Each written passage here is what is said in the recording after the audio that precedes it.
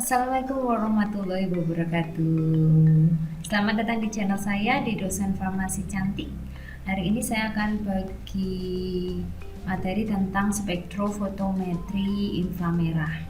Nah, biasanya spektrofotometer inframerah ya kalau alatnya ini untuk identifikasi gugus fungsi. Umumnya berarti untuk uji kualitatif dari senyawa aktif. Jadi untuk tahu gugus-gugus fungsinya yang ada pada suatu senyawa. Oke, kita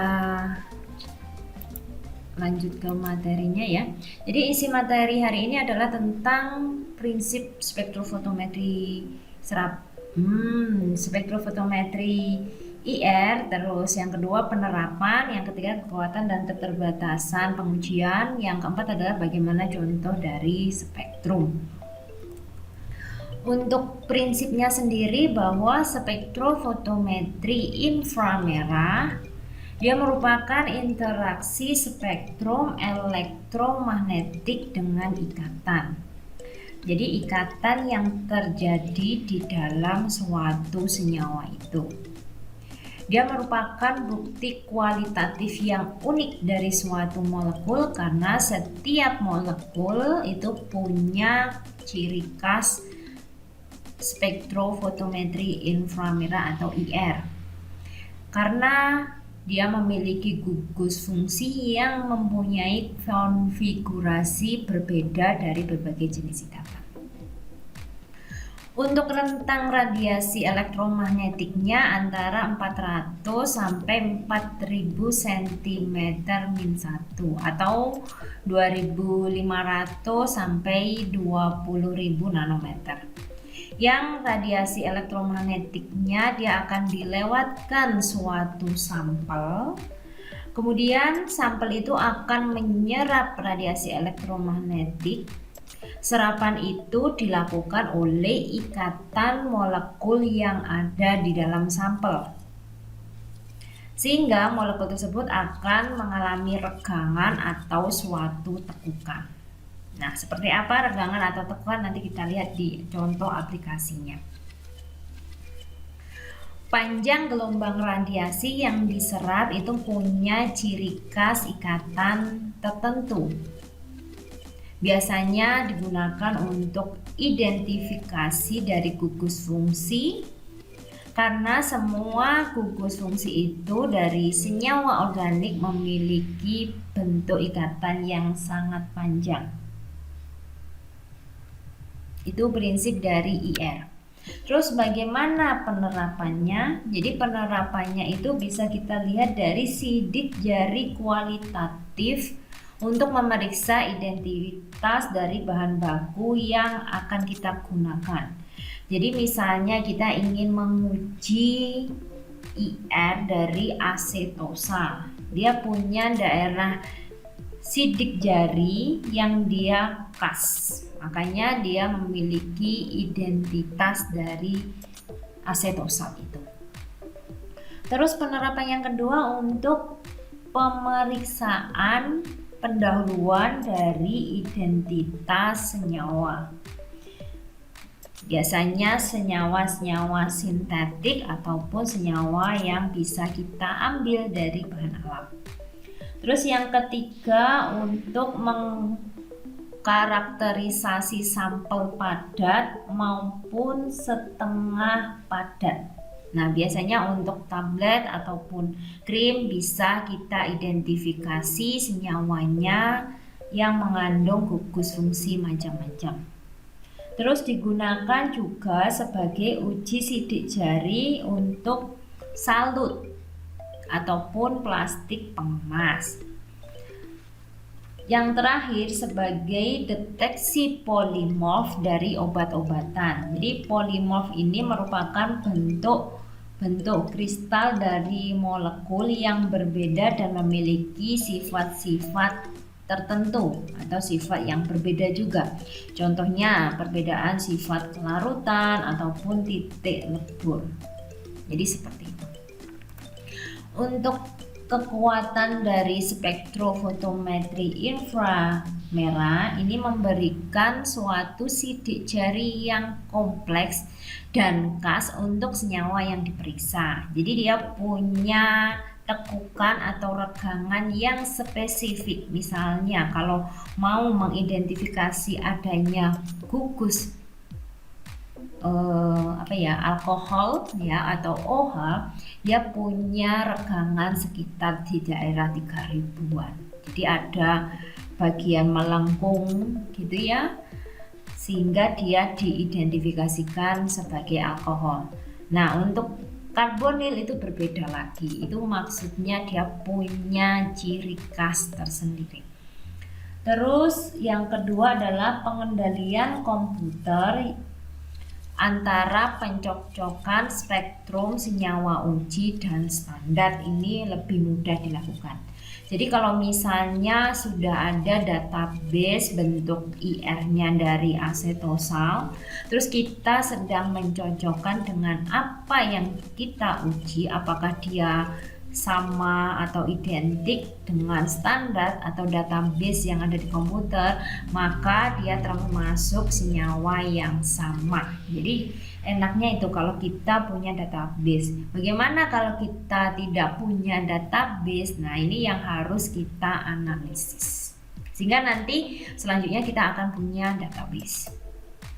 Untuk keterbatasannya, karena spektrofotometri IR itu hanya mengidentifikasi suatu gugus fungsi dari senyawa, maka dia akan sulit untuk analisa kuantitatif yang kita menentukan kadarnya. Jadi seperti itu.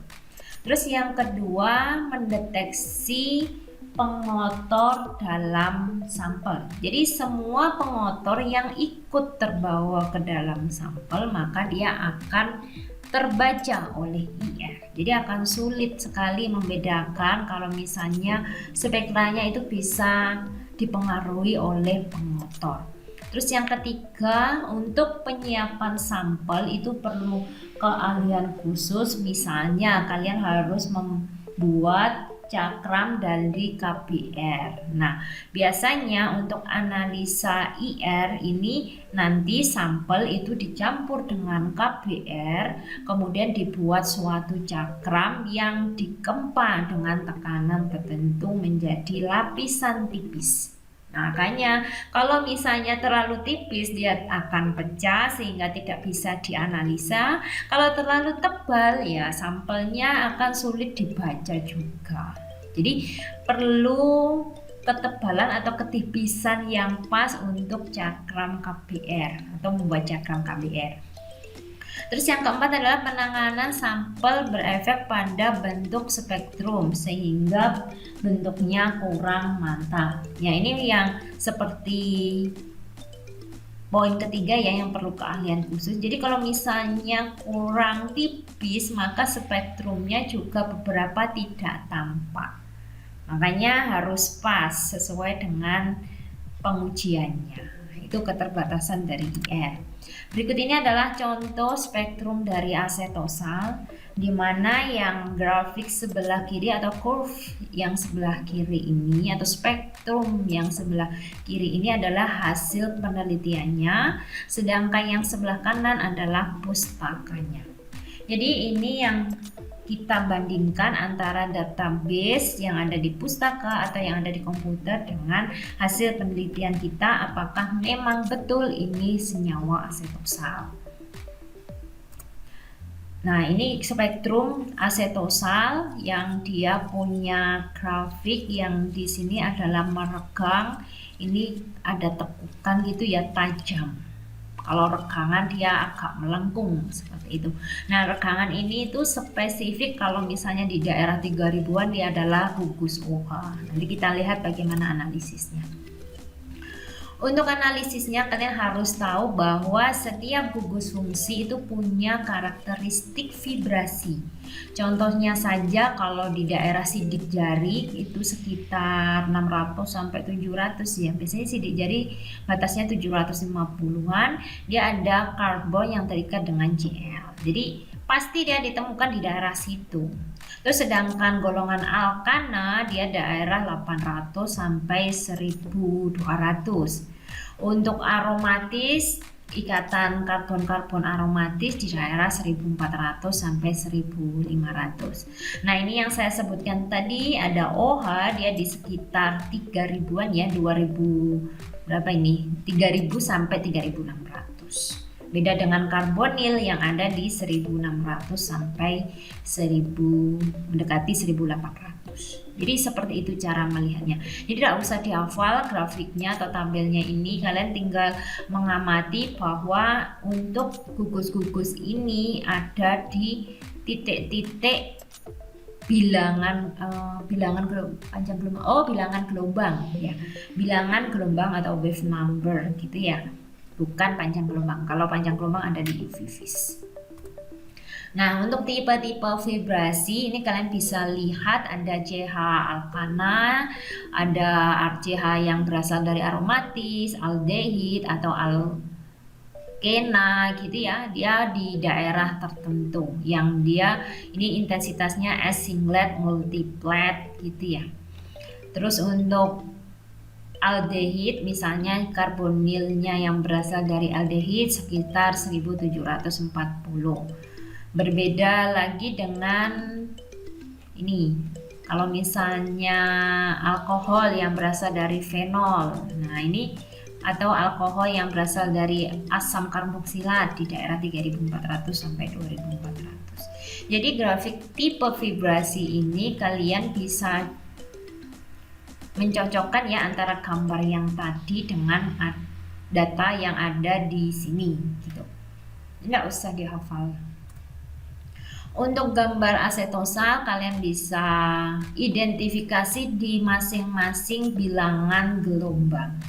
Untuk daerah 3000-an ya, berarti kalau ada di pustaka antara 3000 atau 3300 sampai 2500 dia merupakan renggang OH karboksilat. Jadi bukan OH alkohol ya tadi. Kalau misalnya dia ada di daerah 1700-an berarti dia termasuk CO karbonilnya ester. Kalau dia di daerah 1600-an, 90-an gitu ya, 1690 mendekati 1700, dia karbonilnya dari asam. Sedangkan 1605 itu adalah regangan dari karbon-karbon aromatik dan 1200-an itu regangan karbon oksigen ester. Jadi kalian bisa membandingkan antara data penelitian dengan pustakanya, kemudian bisa menganalisa kira-kira gugus fungsi apa saja yang ada di situ. Jadi seperti itu untuk mengetahui kira-kira nanti ini mengandung senyawa apa sih. Oke, kalau misalnya ada pertanyaan kalian bisa komen ya di kolom komentar, subscribe terus channel saya dan share ke teman-temannya Starlight. Wassalamualaikum warahmatullahi wabarakatuh.